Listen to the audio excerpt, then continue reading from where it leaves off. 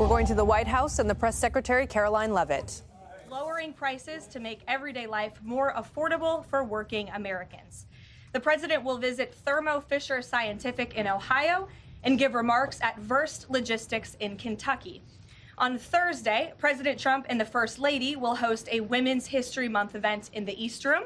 And on Friday, the president will sign several executive orders, and we will provide more details on those later this week.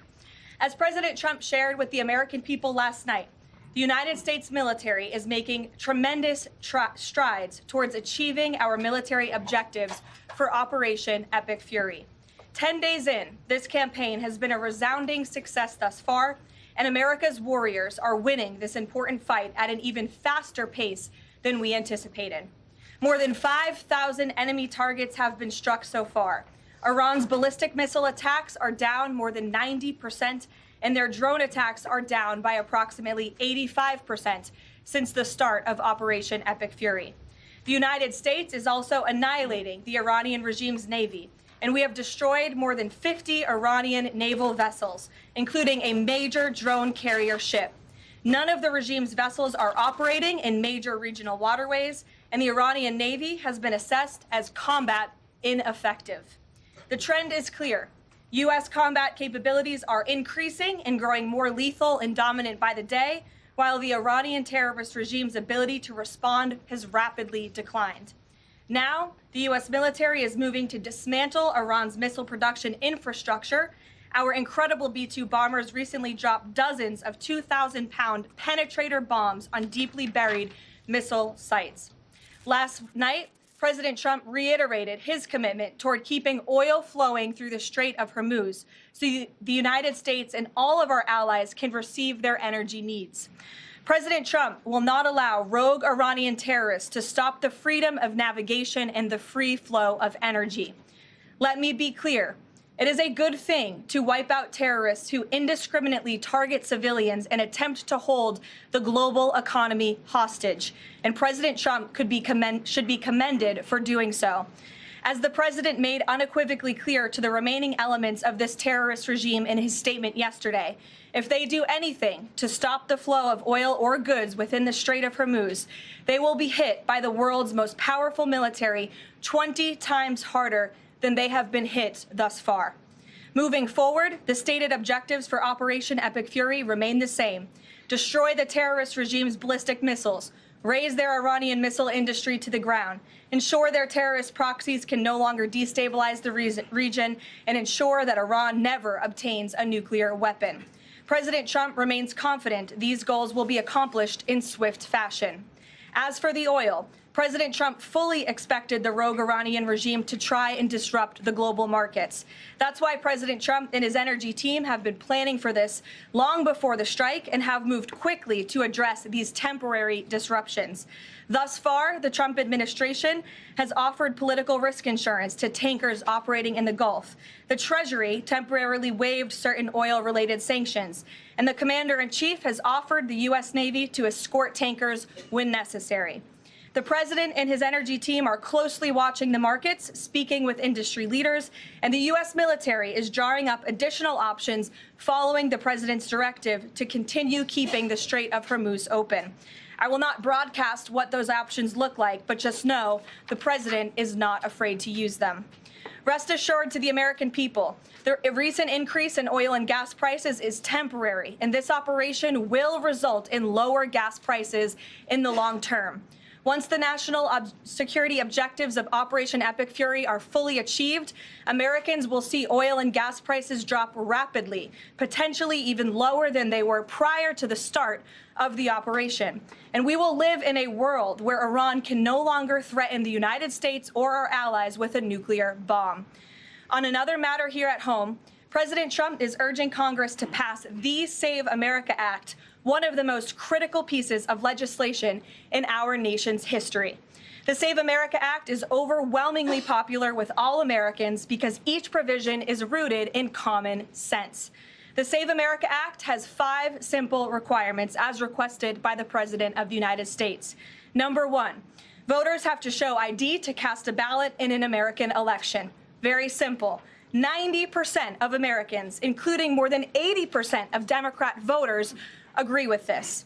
Number 2, the Save America Act will require all voters to show proof of citizenship in order to register to vote in American elections. Again, this is popular and rooted in common sense. Only American citizens have the right to vote in American elections. But after Joe Biden and the Democrats allowed tens of millions of illegal aliens into our country, it's more important than ever to ensure that only American citizens are registering to vote on our nation's voter rolls, and Congress needs to pass this. Number 3, the Save America Act abolishes the incredibly unsecure practice of universal mail-in ballots, which throw the door wide open for fraud. Importantly, the Save America Act maintains exceptions for Americans to use mail-in ballots for illness, disability, military, or travel reasons. The bipartisan 2005 report of the Commission on Federal Election Reform, chaired by, of all people, former President Jimmy Carter and former Secretary of State James Baker, concluded that, quote, absentee ballots remain the largest source of potential voter fraud, and it is time for Congress to finally address this. Number 4, the Save America Act permanently bans men from competing in women's sports. President Trump signed a landmark executive order upholding the promise of Title IX and ending this dangerous and unfair practice. But now it's time for Congress to codify this into law. Number 5, the Save America Act bans transgender mutilation surgery for children. Again, President Trump signed a common sense executive order to do this and kept his promise to the American people, but now Congress needs to do the same and codify it. It's well past time for Democrats in Congress to stop perpetuating the radical and false claim that you can somehow change a child's sex. You cannot. Passing the Save America Act is the most important thing that Republicans and, frankly, Democrats can do to strengthen election integrity and protect our democracy. It's what the American people elected Republicans to do, and they must deliver on it as soon as possible. The president is calling on Congress to get the job done and send this historic piece of legislation to his desk immediately for signature. So with that today, I will take your questions. Benny, thank you for being here, and why don't you start us off? Thank you, Karoline. So my first question is actually about the Save America Act. So one of the biggest things that the Democrats are saying, the claims that they're making, is that the Save America Act, it would prevent married women from voting in elections or make it harder for them. What do you have to say to those claims? Is there any validity to them, and where do you think they're getting this from? There is zero validity to these claims, and I'm glad that you brought them up, because you have the Democrats who have created this myth, and it has been perpetuated, unfortunately, by many in the mainstream media. Let me be very clear. The Save America Act does not prohibit anyone from voting, with the exception of illegal aliens. And the greatest way to disenfranchise American citizens from voting in American elections is to allow illegal aliens to vote, which is what Democrats want to do. We see it taking place in Democrat jurisdictions at the state and local level across this country. So the Save America Act corrects that. And as far as married women who have changed their name, if they're already registered to vote, they're entirely unaffected by the SAVE Act. And for the small fraction of individuals who have changed their name or their address, they can still register to vote, of course. They just have to go through their state processes to update that documentation. And this is something that the American people, married women, and minorities, and people all across this country who Democrats are insultingly saying cannot do this, they're already doing it every day, going to the Social Security office, going to the DMV. And I think it's frankly insulting that the Democrats are saying that there's certain groups of people in this country who aren't smart enough to update their documentation to allow them to vote. Again, this is a huge myth, and thank you for giving me the opportunity to address it. Of course, and then just one more question about DHS. The funding issue has been 3+ weeks now. I was at the airport this morning in St. Louis, Missouri, and it was early in the morning, and one of the TSA agents, I saw she was kind of tearing up, she was crying, and I asked her, I was like, what's wrong? And she was like, I can't make my phone payment, I can barely make my car payment that's coming up. I think a lot in the Beltway, there's so much noise between Democrats, Republicans. It's the Democrats' fault, it's the Republicans' fault.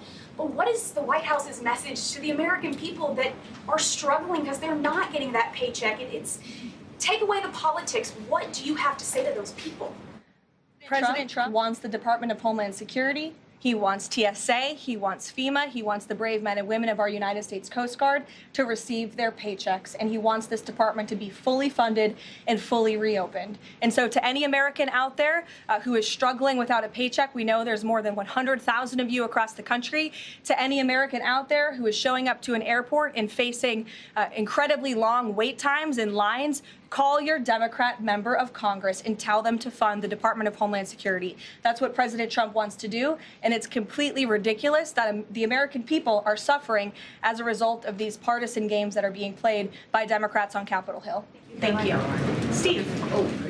You said the operation was going faster than anticipated. What is your current timeline for how long the war will last? So look, as you know, Steve, the president and the U.S. military's initial timeline was about 4 to 6 weeks to achieve the full objectives of Operation Epic Fury. Again, to destroy their missiles and their ability to make them, destroy their Navy, permanently deny them nuclear weapons forever, and to, of course, weaken their evil terrorist proxies in the region. We know that the U.S. military and our brave warfighters are quickly and expeditiously executing these objectives well ahead of schedule, but ultimately the operations will end when the commander-in-chief determines the military objectives have been met, fully realized, and that Iran is in a position of complete and unconditional surrender, whether they say it or not. Does the president still want Iran's unconditional surrender? Well, when President Trump says that Iran is in a place of unconditional surrender, he's not claiming the Iranian regime is going to come out and say that themselves. What the president means is that Iran's threats will no longer be backed by a ballistic missile arsenal that protects them from building a nuclear bomb in their country. I could make an empty threat, but if I have no actions to back it up, then it's an empty threat. And so President Trump will determine when Iran is in a place of unconditional surrender, when they no longer pose a credible and direct threat to the United States of America and our allies. Adriana. Can you explain why the Energy Secretary posted and then appeared to have deleted a post on X saying that the U.S. Navy escorted an oil tanker through the Strait of Hormuz? Yes, I was made aware of this post. I haven't had a chance to talk to the Energy Secretary about it directly. However, I know the post was taken down pretty quickly, and I can confirm that the U.S. Navy has not escorted a tanker or a vessel at this time, though, of course, that's an option the president has said he will absolutely utilize if and when necessary at the appropriate time. And if this was something that was posted erroneously, could it be because of a staffer? What, I guess, will there be any consequences for this? I know you still have to consult, but just generally speaking. Again, I would defer you to the Department of Energy to answer that question. And if I could just follow up really quickly. Sure. In terms of oil sanctions, the president said that there would be some sanctions that would be lifted. Would those be on Venezuela, Russia? Could you give some specifics there and then timing for that as well? Sure. I know it's something that the Treasury Department and the president's energy team continue to discuss, and they will ultimately consult with the president before decisions are made. I don't have any announcements on new sanctions or the lifting of new sanctions for you today. Alex. Thank you. Reuters has reported that about 150 U.S. service members have been injured so far. Can you confirm that number and elaborate on that? I can't confirm the exact number. I know it's within that ballpark, but I would defer you to the Pentagon for a specific number of wounded or injured thus far. And then secondly, if I can, I wanted to ask about, there was a briefing on the Capitol Hill today, and some senators came out and said they were more convinced than ever that there would be U.S. boots on the ground. Senator Blumenthal said that. In fact, your reaction to that and any update on President Trump's thinking about it? Look, I would say that Democrats on Capitol Hill are clearly being quite disingenuous. 3 years ago, not a single Democrat voted against the resolution condemning Iran as the world's leading state sponsor of terror. Yet now, with President Trump as commander-in-chief finally taking the action that so many Democrats have called on the commander-in-chief to do for many, many years, to wipe out the threat of a rogue Iranian terrorist regime, now all of a sudden Democrats are playing politics with this long-standing bipartisan policy of the United States, and 53 of them in the House recently voted against the resolution condemning Iran as the world's state sponsor of terror. So I wouldn't take Democrats at their word. As for boots on the ground, the president has talked about this repeatedly. Wisely, he does not rule options out as commander-in-chief. So again, I would hesitate to confirm anything that a Democrat on Capitol Hill says right now about the president's thinking. Garrett. Karoline, you outlined to Steve the military components of what would be involved in ending this war, but it seems like there's a political component too. The president said to Fox earlier today he doesn't believe the new Ayatollah can live in peace. He made a variety of comments suggesting that he should be involved in picking the new Iranian leader. Is the ending of this war also contingent on Iran selecting a leader that the president finds acceptable? And if so, how is that not the definition of a regime change war? Look, as President Trump has blatantly and frankly stated, it's obviously within the best interest of the United States and the West to no longer have a radical terrorist in charge of Iran, especially as we see their reaction to Operation Epic Fury. They had their missiles turned towards our Gulf and Arab partners in the region. Again, this was a regime that chanted, or still chants, death to America. We look at the way that they are holding the entire world hostage with the restricting of the free flow of energy through the Strait of Hormuz. So the president, I think, is making quite an obvious comment. Again, as for the timeline of the military operations with respect to Iran, we have objectives that we have laid out that the commander-in-chief wants to see achieved. When they are achieved, then it will ultimately be up to the president to end this operation. Okay, so I think you're not exactly addressing my question, though. Is that political objective also necessary for the president to decide to end this war? Look, again, I just told you the objectives of Operation Epic Fury. When those objectives are met, the president will dictate the end of these operations when he deems that Iran no longer poses a credible threat to the United States of America. And again, it goes back to what does that unconditional surrender look like? Iran can talk all they want, and their words will be very empty when we've completely annihilated their navy, as we are doing, when we've taken out the threat of their ballistic missile capability, when we can firmly, finally ensure that they can no longer make a nuclear bomb to threaten the United States and our allies and our troops in the region. And that's what President Trump is ultimately seeking to do with respect to this operation. Jennifer. There was a shooting outside of a synagogue in Baltimore. Do you know if the president has been briefed on that? And do you have any more details on what happened? I don't, but we certainly will get you more details, Jennifer. And I don't know if the president has briefed, but I'll check on that when I get back to the Oval Office after this.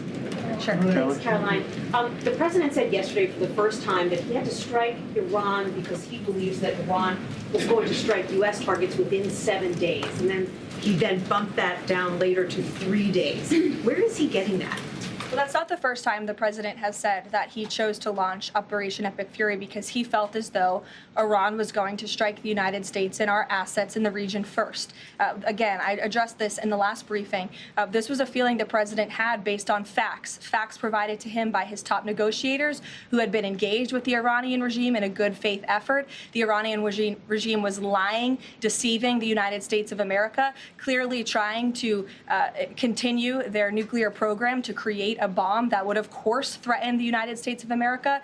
Again, their ballistic missile arsenal, they were rapidly and aggressively increasing that by the month to a place where they would essentially build immunity for themselves, where a future president or President Trump would not be able to launch this incredibly successful operation. And so the president, again, as I have reiterated and he has said, was not going to sit back and allow the Iranian regime to threaten or to attack the United States of America any longer. But there are no U.S. leaders or Israeli leaders who are making those same claims. So is he making this up to justify his decision to go to war now? The president is not making anything up, Nancy. He is looking at this every single day based on intelligence, based on facts, and based on intelligence that he himself and his negotiators have consumed based on their, again, negotiations with the rogue Iranian regime over the past year. And the president and his team tried in a good faith way to reach a diplomatic deal through peaceful means with the Iranian regime. And Iran chose this path to death and destruction. Iran wanted to attack the United States of America, and the president was not going to sit back and allow that to happen. He was not going to sit back and allow that to happen, and everyone in this room should be grateful for it. John.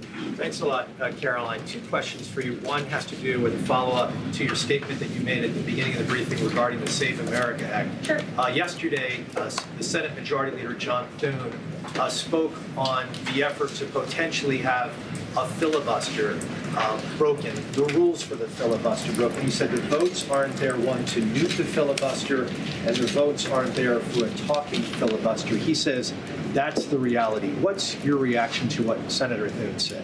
Look, I think President Trump, the urgency behind his need to pass the Save America Act and his desire to get this country-saving legislation passed has been made quite clear. He wants all options on the table, and he wants the Senate to move as quickly as possible through whatever means necessary. And then secondly, just regarding the president's trip tomorrow, looking ahead, why Ohio and why Northern Kentucky? Well, why not? These are two great states with great Americans. Just wanted to know why they were chosen. Great states with great Americans. The president will be joined by lawmakers from both states who he greatly admires and respects and supports. And he'll be meeting with business owners in both of these places and talking about the economy, which is, of course, the utmost importance to him. Caroline, thank you. Last week, the Energy Secretary issued a waiver for India to get oil, Russian oils during this energy crisis. Yes. Have you spoken to President about it? What's the idea behind this? Have I spoken to the president about it? Yes. Yes, I have spoken to the president about it. And the president and the Secretary of Treasury and the whole national security team came to this decision because our allies in India, as you know, Leavitt, have been good actors and have previously stopped buying sanctioned Russian oil. So as we work to appease this temporary gap of oil supply around the world because of the Iranians, we have temporarily permitted them to accept that Russian oil. And this Russian oil was already at sea. It was already out on the water. So this short-term measure, we don't believe it will provide significant financial benefit to the Russian government at this time. I have one more question about Pakistan. You know, Pakistan is a neighbor of Iran, and Pakistan is also an ally of U.S. President has been praising a lot about the field marshal. Is Pakistan providing any kind of support in this war against Iran? That I will have to check on with the Pentagon and get back to you. Sure. Thanks, Caroline. The president said yesterday that President Putin told him he wanted to be helpful in the Middle East. The Kremlin put out a statement where Putin said, quote, "I would like to reaffirm our unwavering support for Tehran and our solidarity with Iranian friends." How does the president think that Russia could be helpful, if not helping Iran? And did the president push Putin on Russia sharing intelligence with Iran in this war? The president and his special envoy Witkoff have both said that, of course, they've sent a message to Russia that if that was taking place, it's not something they would be happy with, and they hope that it is not taking place. As for further details about the discussions between these two leaders, I'll leave it to the president to divulge any more of that conversation. But he did confirm it yesterday and provided you with a little bit of the background and his view and his perspective, as he always does. Luke. Regarding the missile strike on the Iranian school, how long does the administration expect that investigation to take, and will the White House or the Department of Defense release a full report of its findings once the investigation is complete? The Department of War will do that. The investigation continues, and as the president said yesterday at his press conference, he will accept the conclusion of that investigation, whatever it may be. We'll go to the back row for some love. Sure, in the back with the glasses. Go ahead. Regarding the shield of the Americas. Caroline, and then you can go, but go first. Okay, thank you. Is there an update regarding You have rough real estate back there, so I'm trying to give you some love. Is there an update regarding Cuba, and also is an economic deal imminent?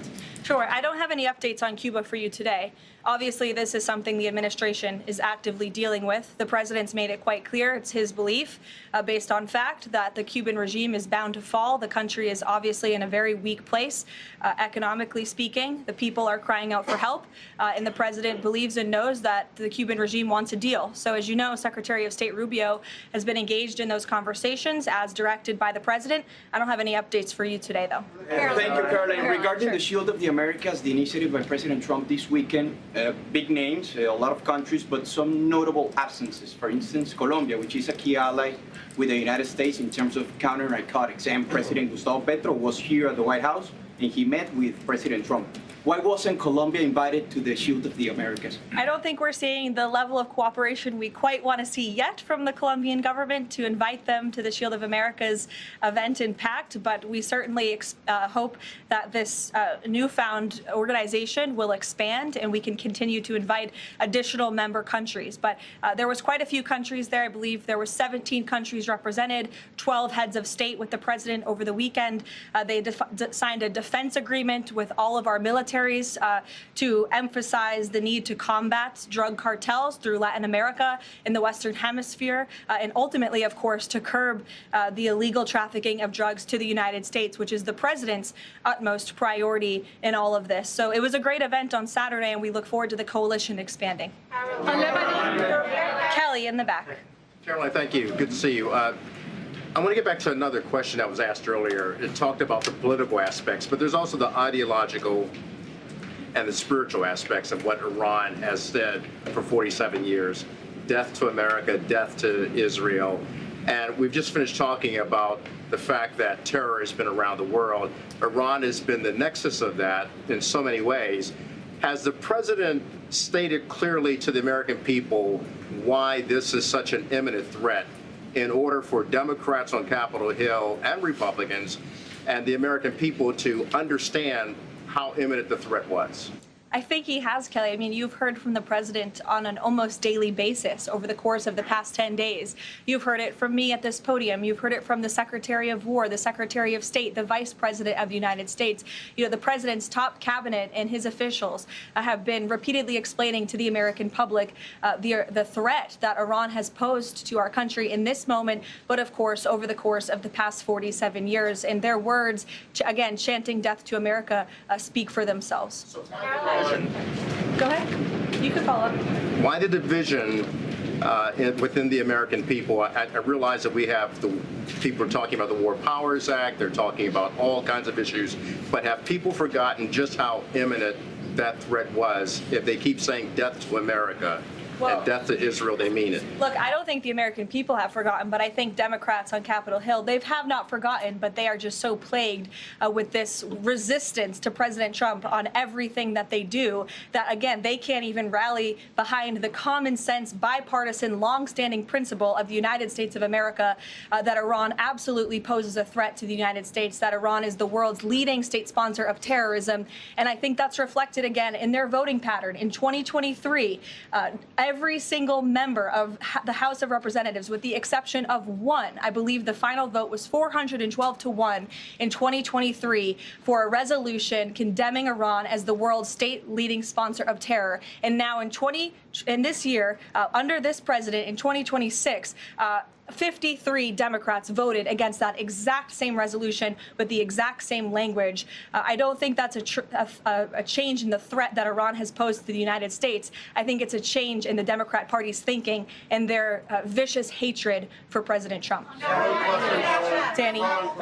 Sure. National threat level, following on Kelly, what's the national threat level right now because of this death to America, death to Israel issue?